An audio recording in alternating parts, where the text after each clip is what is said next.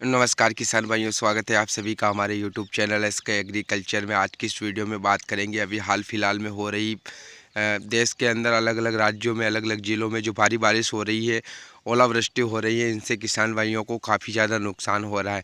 ऐसे में हम इस वीडियो में बात करने वाले हैं कि आप जो है इस ओलावृष्टि से, इस बारिश से अपनी फसलों को जो है कम से कम नुकसान हो, ऐसा कौन सा काम आपको करना है कि आपकी जो फसलें हैं वो बच जाए, यहाँ पर आपको नुकसान कम से कम हो। तो वीडियो को लाइक कीजिए, ज़्यादा से ज़्यादा शेयर कीजिए। अगर आप हमारे चैनल पर नए हो तो सब्सक्राइब करके बेल आइकन को ऑल पर दबाइए। किसान भाइयों, इस समय पर दो प्रकार की फसलें किसान भाइयों के पास थी। जो किसान भाई साग सब्जी की खेती करते थे, उन्होंने जनवरी फरवरी में साग सब्जी भी लगा दी थी, तो वो फसलें तो वेजिटेटिव ग्रोथ में थी। और इसके अलावा गेहूं और सोयाबीन गेहूं और सरसों की जो फसलें थी वो इस समय पककर तैयार हो रही थी। ऐसे में सभी प्रकार की फसलों में किसान भाइयों को नुकसान हो गया। जो आगे की फसल लगाई थी सब्जियों वगैरह की, उनमें भी किसान भाइयों को नुकसान हुआ, और जो पककर तैयार हुई है उनमें भी नुकसान हुआ है। तो पहले हम जो पककर तैयार थी उनकी बात कर लेते हैं, उसके बाद हम बात करेंगे जो फसलें आपने नहीं लगाई है, वेजिटेटिव ग्रोथ में है, उनके अंदर आपको क्या क्या करना चाहिए। तो देखिए किसान भाइयों, सबसे पहले तो हम बात करें, जैसे सरसों की बात करें या गेहूं की बात करें, तो इस समय पककर तैयार थी और बारिश की वजह से, ओलावृष्टि की वजह से फसलें ज़मीन पर गिर गई, तो इससे काफ़ी ज़्यादा नुकसान हो रहा है। तो अब जो पककर तैयार थी या आपने कटाई कर रखी थी सरसों वगैरह की, खेत में पड़ी हुई थी, तो अब उसमें बारिश आ गई, तो जो नुकसान हुआ है उसमें तो हम कुछ नहीं कर सकते थे। लेकिन अब यहाँ पर आपको ध्यान रखना है कि जब 2-4 दिन की धूप निकल जाए, तो अगर आपने कटाई नहीं कर रखी है सरसों वगैरह की, तो कटाई शुरू करें। और अगर कटाई कर रखी है, आपने खेत में पड़ी हुई है सरसों वगैरह आपकी, तो उनकी थ्रेसिंग करें। क्योंकि अब क्या हुआ है कि बारिश आने की वजह से जो फलियां थी सरसों वगैरह की, उनकी फलियों में नमी आ चुकी है।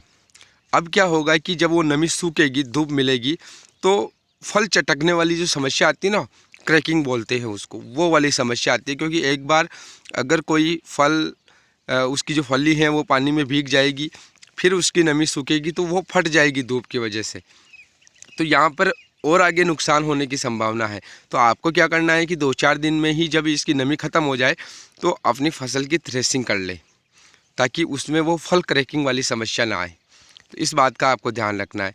इसके अलावा अगर कोई फसल आपने नहीं लगा दी थी, जैसे बहुत सारे किसान भाई सोयाबीन भी लगा रहे थे, बहुत सारे किसान भाई सब्जियां वगैरह भी लगा रहे थे, तो उन किसान भाइयों को क्या करना है कि यहाँ पर सबसे पहला काम तो आपको ये करना है कि 5 दिन के अंदर अंदर एक बार अपनी फसल पर फंगीसाइड का स्प्रे कर देना। पत्तों पर ब्लैक कलर के या भूरे कलर के धब्बे आएंगे, फंगस की वजह से पत्तों में सड़न आएगी, पीलापन भी आ सकता है। तो आपको क्या करना है कि सबसे पहला काम तो यही करना है, 5 दिन के अंदर अंदर फंगीसाइड, मेटालेक्जिल मैनकोजेब लीजिए, या बहुत अन्य प्रकार के बहुत सारे आ रहे हैं, कोई सा भी लीजिए, लेकिन फंगीसाइड का उपयोग ज़रूर कर लेना अपनी फसल के अनुसार।